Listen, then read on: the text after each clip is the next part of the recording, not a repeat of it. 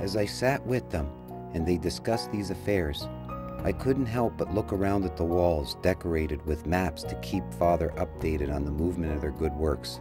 Another wall with many of his awards and pictures with dignitaries and presidents around the world. Most of his plaques and awards are stored in a room, and he will not allow them to be hung.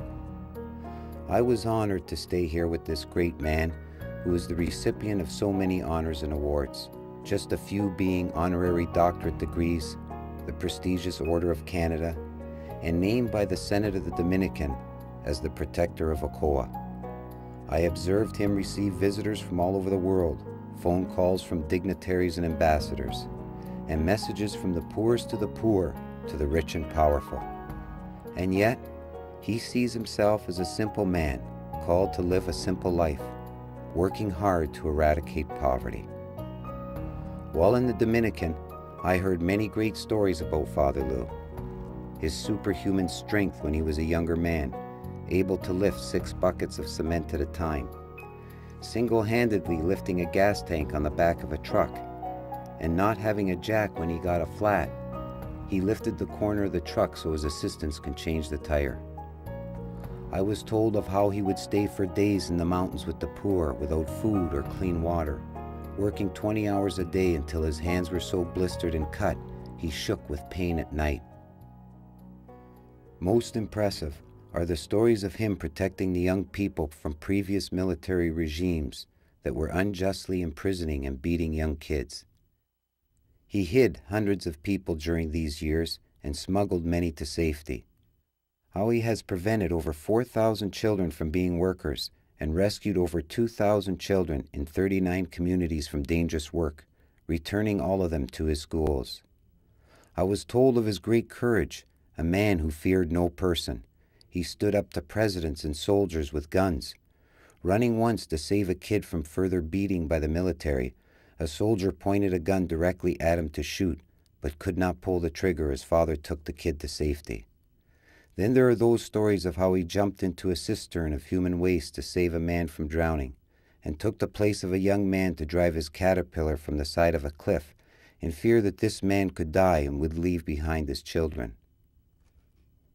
The stories of his courage, his hard work, and his heroism are endless. He has been called the Mother Teresa of the Dominican. Others call him the Father of the Dominican. Many refer to him as their protector. Most call him Gaya Can, as seen here in this plaque in his honor. Gaya Can is the strongest tree in the Dominican, a tree so strong that even hurricanes cannot blow it over. Here is one of the many boys Father has helped over the years. He recognized Edward's talent as a young boy and helped him start his own business, and today he is a millionaire from making cigar boxes. Today, many of Father's children prosper, and they show their appreciation by giving back a lot of their wealth to the mission. When Edward was asked to comment on Father, he became emotional and told me that there were no words he could speak that would give him justice. How do you speak of a man who is sent to us by God like an angel, a savior? What is there to say? Father Lou's greatness is being recognized more and more, and his good works are coming back to him in the prosperity he sees in this country and the thousands he has helped. It is also coming back to him from the people of our world. Many raise money to keep Father's mission alive, and hundreds of kids travel every year from all over North America to work on his projects. Kids from St. Mary's in Hamilton come regularly under the direction of John Labatt to help build houses. They also raise money and built his school. Kids from Cornwall have come to help build the aqueducts, and these kids from Ottawa have come to lay thousands of feet of water lines to provide another community with water. They come by the thousands to live with the poor, work for the poor, and to share in Father's vision of a world without poverty. And when they are here, they become grateful for all their blessings. The highlight of their trip comes at the end, when they get the opportunity to meet this man they idolize, to spend a few minutes with him, to hear him speak, and then to offer him a donation. This moment is the real highlight for these kids. They leave inspired and overjoyed. Their trip concludes with the celebration of Mass. Here they come to pray, give thanks to God, and to put on a special performance for Father Lou.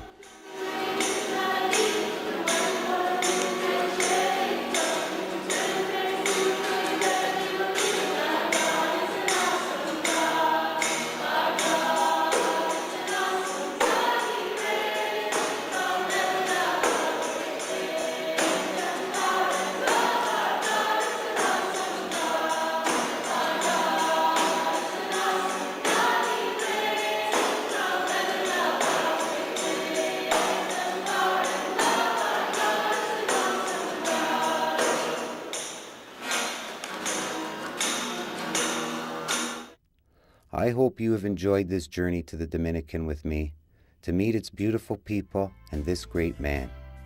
I hope you were as inspired as I was by this angel sent to the Dominicans by God.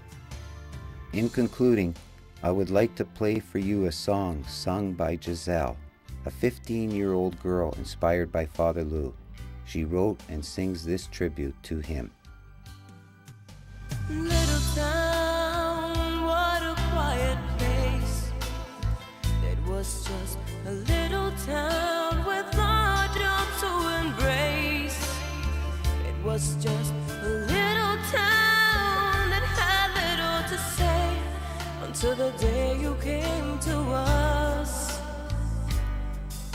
In desperate need, you brought us close to God. We worked so hard till the hungry feed.